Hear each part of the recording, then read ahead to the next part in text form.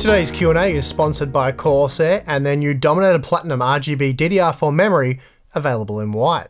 That's right, the Dominator Platinum memory is now available in white, but if that's not unique enough for you, allowing you to further customize the memory are a dozen ultra bright, individually addressable X RGB LEDs mounted in the top of the modules. Corsair also has a wide range of kits available, including 16, 32, 64, and even 128GB capacities, with speeds ranging from 3200 to 4800 MHz. So for more information, please check the link in the video description. Welcome back to Hardware Unboxed. It is time for part 3, the final part of this month's Q&A. Well, I should actually say August, because who knows what month we ended up releasing this in. Fingers crossed it's August. Part 3.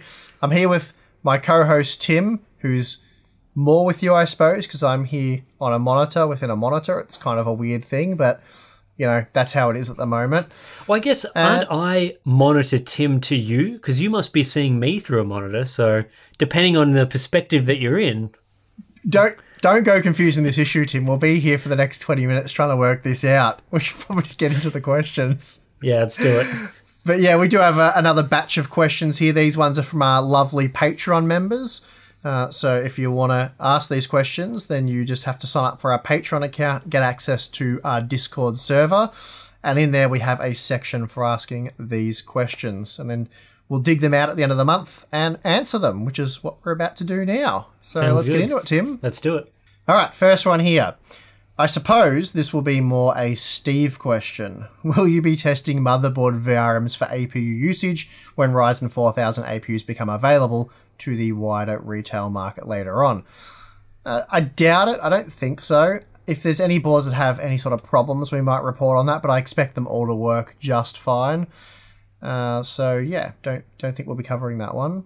All right. What do you think will happen in the second-hand market once Ryzen 3 and next-gen GPUs will launch, given that we still have fairly competent GPUs and CPUs from 2 to 3 years ago alive and kicking? I mean, yeah, there should be, even now I think people are like selling their old GPUs in preparation for sort of new series before we get massive price shakeups. So there'll be a price shakeup for the second-hand market, but yeah, if you're interested in, say, like even a GTX 1080 Ti or RTX 2080 sort of performance, that should be pretty affordable on the second-hand market, not too far from now. That's still a pretty good card. Yeah, you'd think so. I'm not sure about that. I think they'll maintain fairly high prices, kind of like what we see with the Core i7s and stuff. Because I mean, a GTX 1080 Ti still makes no sense. You just buy a brand new RTX 2070 Super.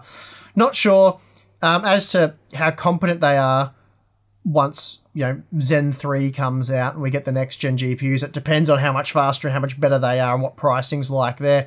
So we really need to see the price and performance of these next gen parts before we can really comment on that.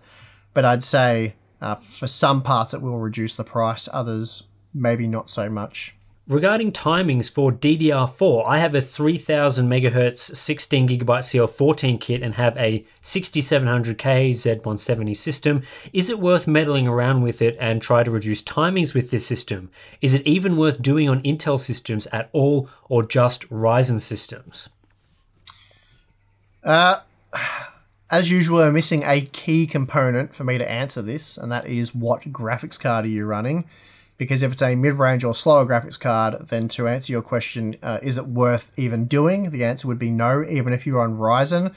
Although Ryzen does typically see a much more substantial uptick in performance by tightening timings, if you're GPU limited, which you probably are going to be, it makes no difference. So it looks real nice when you do 1080p low resolution testing with an RTX 2080 Ti, and it looks like you can get 10-15% more performance. But in reality, you get like maybe a couple of percent at best because you're GPU limited, as I said. So it's probably not going to be worth doing unless you have like an RTX 2070 Super or better and you're playing at relatively low resolutions. But if you've got an RTX 2070 Super and you're playing at 1440p or 4K with ultra quality settings, probably not going to make a difference. Yep. But yeah, generally you're just risking stability. So you're best off not doing that for no extra performance. Because whether you see the extra performance or not, you're still risking the same level of stability. So probably not worth doing. Tim, when are you renaming News Corner to News Stache? So much interest in the moustache. It's just, I thought this is making a bold fashion statement, and all I'm getting is rename News Corner. When are you shaving it? I mean, it's never. It's too good to shave. What's wrong with it? I don't get the problem. Next one is, have you guys done a questionnaire to see what % of your audience uses 1080p, 1440p, and 4K? I would assume or bet that around 40% today uses at least 1440p panels. I know it's not very amusing to look at more GPU-bound numbers, but I believe by 2025, over half of Western gamers will be using 1440p panels. And then, looking at Steam surveys, I'm sure China has a huge impact using, old Intel parts with 720p, 1080p. So on the Steam surveys, you see lots of weird resolutions being still very popular. And there's all sorts of reasons for that, like mobile, laptops as well. We did run a poll. It might be old at this point, maybe a year or 6 months old, where we did ask people what sort of monitor they were using. And it was around 30% of people were still using 1080p 60 hertz. So really old sort of technology at this point, I'd say. About another 30% were on the 1080p 144 hertz. So overall, it was about 60% of people still on 1080p. Then I think there was about 30% on 1440p, and then a small percentage on your higher resolutions and that sort of thing.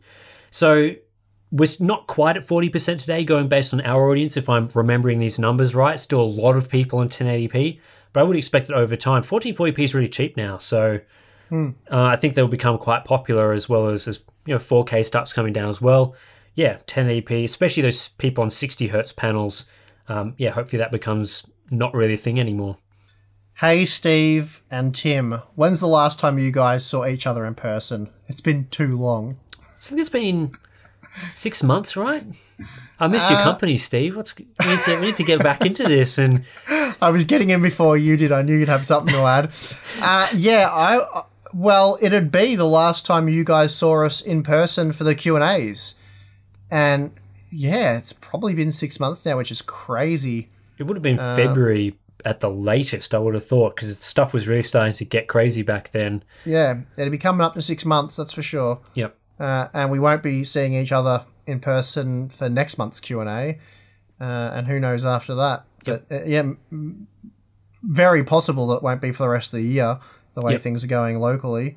Next one here, Steve and Tim, for someone that is going to be buying a 30 series NVIDIA card, do you think it'll be worth waiting until after the RDNA2 release to see if NVIDIA has to drop prices to counter AMD? Have we talked about this already or not? Or was that the live stream? I think we answered a similar question, maybe part 1 or 2 of the Q&A.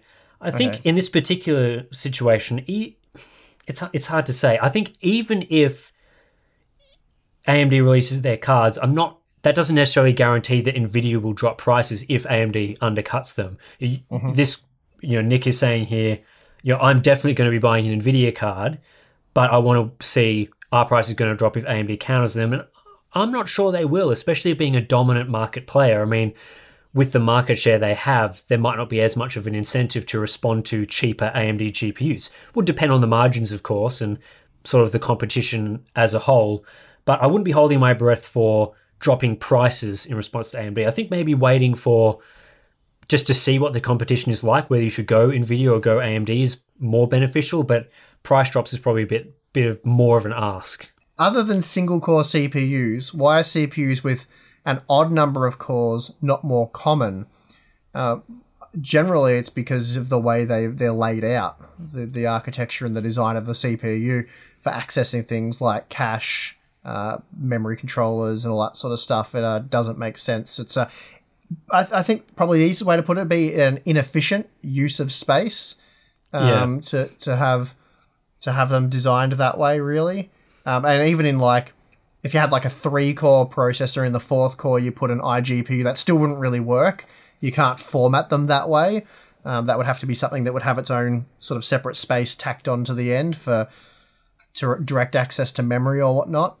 So, yeah, it's an interesting one. I think, designing a CPU with the maximum number of cores is odd. That's more than one, like a maximum of 7 cores in the design would be fairly odd. Well, odd just by nature, but also strange. But I think it also depends on the design as to, if you're saying, I've got an 8-core CPU, I want to cut that down to 7 or 5 cores. I think it depends a lot on what you can cut out of the design as well. Like, it might not be possible to disable just one core based on how the cache works and stuff that you've been talking about. So even if they design the full even number, and cutting out one core might not work. I think it does work with some Zen designs, but potentially it doesn't work with others. But there's basically no benefit to doing it, which is why you don't see it. All right, Steve, would B550 users of mainstream RAM, so 3200 or 3600 CL16, CL18, be better off buying one 2x16GB kit, one 4x8GB kit, or two 2x8GB kits? When the sticks are generally covered by heatsinks, is there a reliable way to tell which are single rank versus dual rank? And does tuning impact the margins between 2 dual rank sticks and 4 single rank sticks? So you did some testing on this recently, or at least with dual rank versus single rank, filling all the DIMM slot stuff.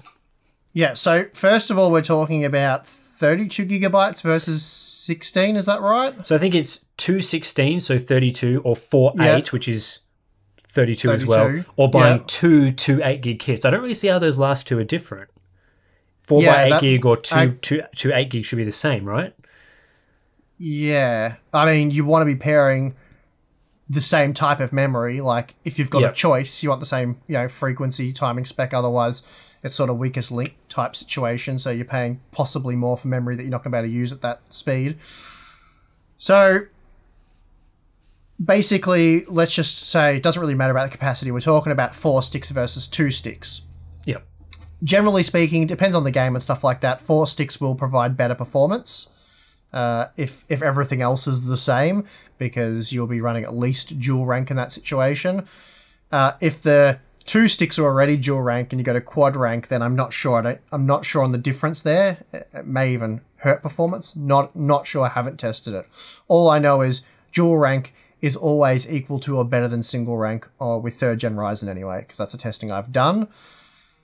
The problem is, if you buy, in my opinion, you're far better off with the 2 sticks for the same capacity as the 4 sticks, because it affords you the ability to upgrade later by adding in 2 more sticks rather than throwing everything out or selling it and starting all over again. Much more convenient, potentially much more cost effective, and it goes back to what we're talking about before. Yes, I just said dual rank is better than single rank. This is really only applies when you're heavily CPU limited. For gaming, you're almost always going to be GPU limited, so you will not see the difference, really. The only difference you'll notice is the smoothness of the game going from 16 gigabytes, so capacity, to 32 gigabytes. So this is where it all gets a bit, the waters get a bit muddied, because although we're showing you a difference and we're saying what is technically faster, for what you're doing, you may never see that difference. So I would always recommend going with just 2 sticks. Only go with the 4 sticks if there's a cost advantage or something like that. Or you need a high amount of memory, like 64 gig. Yeah, well, there's other factors to consider as well, depending on what you're doing. Like, if you're overclocking, you may not be able to hit the same frequencies, whether it's with the CPU or more likely the memory. With more sticks, it's more load on the memory controller, therefore 2 sticks is better again. But I think for me, the big factor is just leaving those 2 slots available. So when 16 gigabytes, let's say, for example, is no longer enough to play maybe Microsoft Flight Simulator without frame stutters, you can drop in another kit and that will solve your problem. Yep. Next question is, do you think when AMD takes up Apple's unwanted 7nm supply this year, they'll be in a position to fix their supply issues on some of their products, like certain laptop parts and the 3300X as an example? Or do you think all the extra fab space will be used for consoles, or will there be enough for both?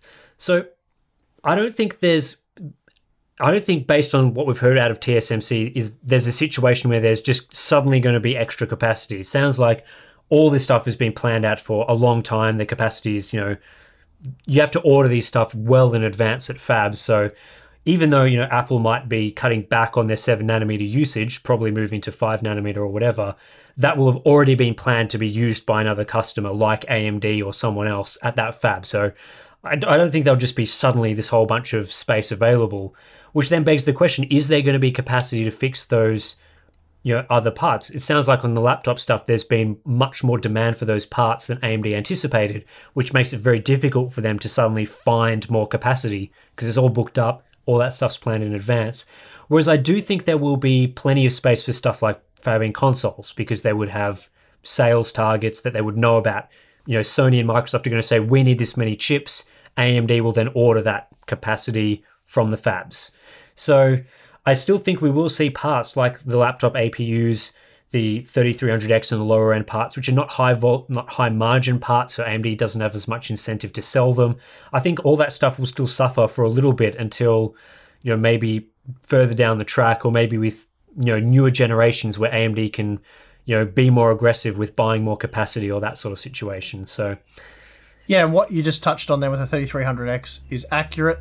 To add a bit more to that, though, the problem with the 3300X is it is using defective dies that have a quality CCX still working, and that's a yield situation.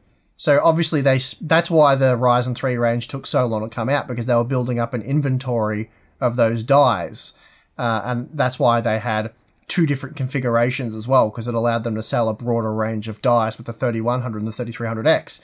They've obviously sold all of those dies now, and you're only getting 3300X stock when they get the sufficient, or the correct defective dies in stock. Yeah, and it sounds like 7nm yield's pretty good. So you're not going to get a ton of those sort of dies. And then to fulfill those orders, they'll have to take dies away from higher margin parts to sell as 3300Xs, which they obviously don't want to do, so the 3300X just remains out of stock. So that's the situation we're seeing there. There's no point putting the die in the 3300X if it can go in the 3900X or the 3950X. Yeah, you'd only want to do that, put it into a lower end partner situation where you're not selling higher end parts. Like if they're not flying out the door, then it makes more sense to produce a product that people are going to buy, so you actually still make revenue. Yeah, they're literally selling defective dies in the Ryzen 3 series. That's what they're doing. And if there's no or not enough defective dies, then you don't get the products. Yep. So that's what's happening there. All right, Steve, with power reporting deviation being introduced a few months ago into HWInfo 64, we've seen a few boards cheating the Ryzen power limits to boost further. Have you noticed the opposite, where a board over-reports power consumption in order to save the VRM from poor thermal performance?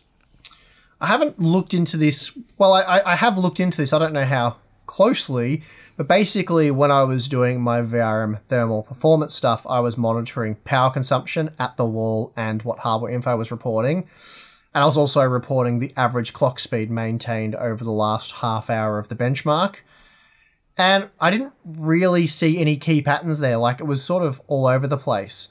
I certainly didn't see any boards reporting where it would help them avoid poor thermal performance or anything like that.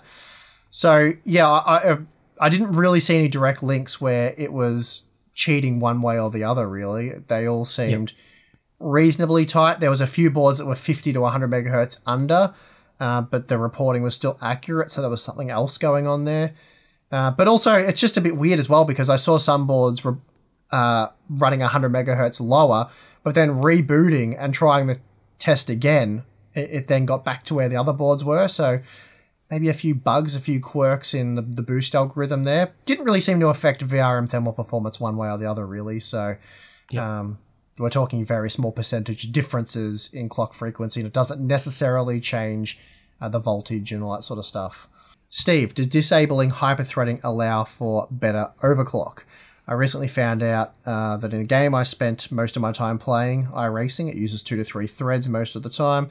I explained why it explains why my 5 gigahertz 8700K was sitting at just 25 to 30% utilization constantly, even though there were frame dips. So basically, disabling hyperthreading can allow you to hit higher frequencies, but we're talking like, if you're getting to 5 gigahertz on your 8700K, you might get to 5.1. So, and that small percentage increase is going to net you a couple of frames at most. So it's not really worth risking stability. If it's really stable at 5 gigahertz, I wouldn't go pushing it. And disabling hyperthreading will hurt experiences elsewhere where you can take advantage of hyperthreading. So yeah, generally you can overclock a little bit better by disabling SMT on Intel and AMD processors, but we're talking very, very small gains typically. All right, Steve and Tim, With tech media / YouTube evolving the way it is, publications channels are becoming more specialized in their content. Do you prefer doing more general tech YouTube topics like you'll see on a lot of other tech channels, or the content that is becoming more hub specialized? Which type of content tends to be more successful? I think with us, we've pretty well done what we enjoy doing. Like, we've sort of done what we've enjoyed doing, and then it gets the views it gets, and you sort of get known for doing a thing, and the views build off that. Yep. But there's certainly content we know that we can do that's usually a lot easier than the content we do that gets a lot of views. And we do that stuff now and then because it'll often complement the big effort content we do, like think top 5 CPUs or top 5 GPUs. That's a sort of a roundup content that we do once every 6 months. We could certainly juice that and do it more often. It's easy views, but then it's useless content. Then I think every 6 months or after major releases is a good way to do that. Yeah, anything to add to that, Tim? Yeah, I think that's a pretty good summary. I mean, I think we prefer doing the stuff that we do now. So as you sort of said, you know, Hardware Unboxed is a specialized channel. So, you know, there's no real incentive for us to do the general tech stuff, even if it does better, because we wouldn't necessarily enjoy doing it as much. But also, it really depends on how you set up your channel as to whether general tech or specialized stuff is more successful for you, because it's much harder to compete doing the general stuff because there's more people doing general stuff. So more mainstream, though. Yeah, so you're sort of weighing up, like, you're competing with more people, but it could be more popular, or do you compete with fewer people, but your audience is also fewer people? So I guess what we're doing is kind of working for us, so yeah. Yeah, I mean, I guess there's fewer people that want to see a million games benchmarked with a certain CPU. They want to just get a general overview, which one they should buy, and move on. So we're catering to the people that really want to see the graph overload. But then we don't like getting, well, we try to avoid sort of doing almost like what would be a white paper type presentation, like going super detailed, what you'll see at a Nantech. Actually, both of you and I quite like reading their coverage and checking out their stuff, but it's not the content we want to make, even though we find it interesting. So it's the stuff we research and understand, but then that we sort of change the approach to deliver it to our audience. So yeah, I think that's something that a lot of people, I think some people understand, but there's certainly some people out there that want us to do more, like become a Gamers Nexus or become an Anantech and do really deep dives, and or some people saying, you know, oh, you know, Hardware Unboxed, they can't do that sort of content. And we could make that content if we want to. We've just made a specific choice not to. We prefer to deliver sort of something a bit different from the Anantechs and Gamers Nexus who do that content really well. Like, if they're doing that content really well, there's not really much that we can offer by duplicating what they're already doing. So what we always try and do is take some of those more complicated topics and, you know, simplify it or explain it in summaries, or really dig into the stuff that more casual, well, not necessarily casual people, but people that don't want the deep dives can really, you know, grab hold onto, like more benchmarking stuff as opposed to explaining architectures and all that sort of thing. So yeah, we just deliberately choose to do that because we think it fits really well with our audience. So yeah, I guess that's a pretty good explanation of it all. Yeah, that's it. I mean, with the monitor content, you're doing your best to make that as easy to understand as possible, but it is quite a complicated subject. But I think a lot of people who've watched a lot of your monitor reviews have been slowly learning about all the various it'd be stuff great. To do with the monitors. It'd be so great if I could find some way to simplify that content even further than it is, because there's a lot of not very easy to understand stuff in there. But it's kind of just, imagine explaining like FPS or frame times to someone that has no idea what those are. Like it's kind of how the monitor testing is right now for people that aren't really as familiar with that sort of testing. And as well with YouTube, like the fact that we cover multiple different things on the channel, like doing a bit of CPU and GPU testing, doing a bit of mobile testing, monitors, roundups, news, being that diversified even now is probably not as optimized as we could be for growing our YouTube channel. Yeah, definitely. You know, if we decided to cover just game benchmarks or something, then we would see better growth. So that's one, you know, that sort of feeds into this question. You know, content is becoming more specialized on YouTube, but even then we could specialize further than we already are and potentially grow our channel more. We just don't want to do that. We want to cover the stuff we want to cover, really. Yeah, I mean, I started doing the VRM thermal testing because a lot of people were requesting it, and I started doing it. I'm like, hey, this is different and kind of interesting. I'm enjoying doing this, but there may be a point in time where there's no point doing it anymore, or I'm not enjoying it, and yeah, then it just sort of phases out. Yeah, same I'll with either monitors. do something else. I mean, we sort of saw something there where not a lot of people were covering monitors in the way we were going to cover it, so it kind of made sense to sort of jump on board and do some testing there. Probably releasing some of those videos, as you might have seen, doesn't do as well as our other content, but overall, over time, some of those videos do well, and I think, yeah, having just a wide range of content on the channel is interesting for people. It's nice and healthy and keeps us from being just really specialized and focused. So, yeah, you get some cool stuff in your inbox every so often rather than the same thing over and over again, I guess. All right, so monitor question here. Is there any downside to using DSC, so that's display stream compression, comparing a cable with enough, compared to a cable with enough native bandwidth? So ignoring that's not currently possible for very high resolution and refresh rate combinations. So I think this question is about basically, does DSC have a downside versus not using it if everything else was the same? And according to the makers of DisplayPort, DSC is what they call visually lossless. So it's not entirely clear what they mean by that. There is obviously data that's not there. It's being compressed and gotten rid of. The compression ratio, I believe, is around 3:1. So there is, or up to 3:1. So there is some data that's just not there. But clearly the way they're doing it is in a way that they feel is not perceptible to the human eye. And there are definitely tricks, if you look into like how the eye works and how you can compress stuff, that you can get rid of lots of data and there's no difference to what you're able to see. So that's really what they're harnessing there with DSC. So I would say that practically speaking, there's no difference between the two. And certainly in the DSC monitors I've reviewed, this is one of them, this Nixius one. There's no visual difference at all. Like you can't tell. So yeah, that's pretty much it. It's always going to be better to have the bandwidth, but if that's not possible or not feasible, then DSC seems like a pretty good solution.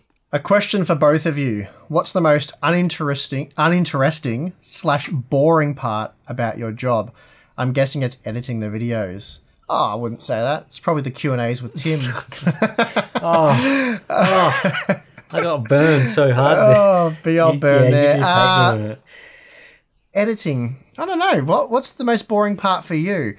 I definitely find editing the most boring. I think when I'm sort of like creating graphs or doing B-roll or one of those not testing related things that we have to do, I don't find that's as uninteresting or boring because I usually listen to podcasts or put on some, maybe a YouTube video or something while I'm creating graphs because it's just pretty mind-numbing work. So at least I can keep myself interested with other content at the same time. Whereas when you're editing, it's boring, but also you can't like listen to podcasts or watch TV or something because you actually have to be paying attention to what the video is doing. So that's why I find the most boring. I also find sort of the upload process, which I know is kind of like a trivial task, but like creating thumbnails and titles and stuff is also not that interesting. Like generating Amazon links or dealing with advertising companies as well is pretty boring. So that's all the bad stuff. Yeah, I'd say the most boring stuff for me is like emails for the most part. Yeah, emails real boring. Yeah, that's pretty boring. I kind of like the editing process because I've filmed all this B-roll. I've done all this testing. I've done all the stuff in front of the camera. I like putting it all together and creating the video and then getting to see it all come together, especially when it's like a new product or a really exciting release. That the editing part of that is kind of my favorite bit, apart from the testing and all that. Yeah, I get more satisfaction in that regard from writing like the script. Like once I've written the script and I've like sort of pieced together how I want to deliver all the information, all the bits I want to cover, that's when I find, that was really satisfying if it's like a big release. Whereas after I've done that, actually just assembling the video, putting all the graphs in, yeah, it's not for me. But I can understand how you would enjoy it as well. Yeah, I think generally, probably the editing part, because it's not super exciting for all videos. But anything that involves Excel as well, It's pretty boring. I also find like, sometimes you need to just sit there and update games or something, or doing a lot of like preparation work, or, there might be a lot of space that we need to clear out from a studio or something because it's been clogged up and we need to put boxes away. That also is pretty tedious stuff, especially when there's like lots of stuff to be done in that area. Right. That does it for the Patreon Q&A session. And actually, all of the Q&As for August, we like doing 3 parts. This is part 3, and it's all over. Whew, lots of questions answered. Between these, the rapid-fire questions in part 1 and 2, and we answer a lot of questions each month, so I think give ourselves a good pat on the back, why don't we? We do each month, so let's just, After this, we just go out and celebrate. Well, we used to do Nando's, but, it's not... Unfortunately, it's not possible, which I'm sure... Let's not talk about that, Tim. You're probably devastated because I can still get it. You're making me sad. So, but like, subscribe, do that stuff. Click the bell, leave a comment if you want to. We'll probably read it, considering we read a lot of comments still. It's not too many. We don't do a Jared, though. Jared, over at Jared's Tech Laptop Guy, used to respond to every single comment on his channel. And I thought if we tried to do that, we wouldn't make any videos. We'd just be responding to comments. No, we'd be making like 50, 60,000 comments a month. So, But thanks for leaving your comments and supporting the channel. And Patreon page is obviously available if you want to sign up, get access to stuff like the Discord chat. We would chat with you guys every month, and lots of good stuff that goes on in there. So as well, we're signing up for that. We just did our live stream. We've got BTS videos coming up. And you can ask us questions for these sort of videos. So it's a great place to be. I think I've covered everything. What else? You've done a good job, Tim. Well done. I think this is where we say goodbye to everyone. Makes sense. And we will see you again next time. But before we do that, I'll just say that I am your host, Steve. I'm your host, Tim. And we'll see you in the next one.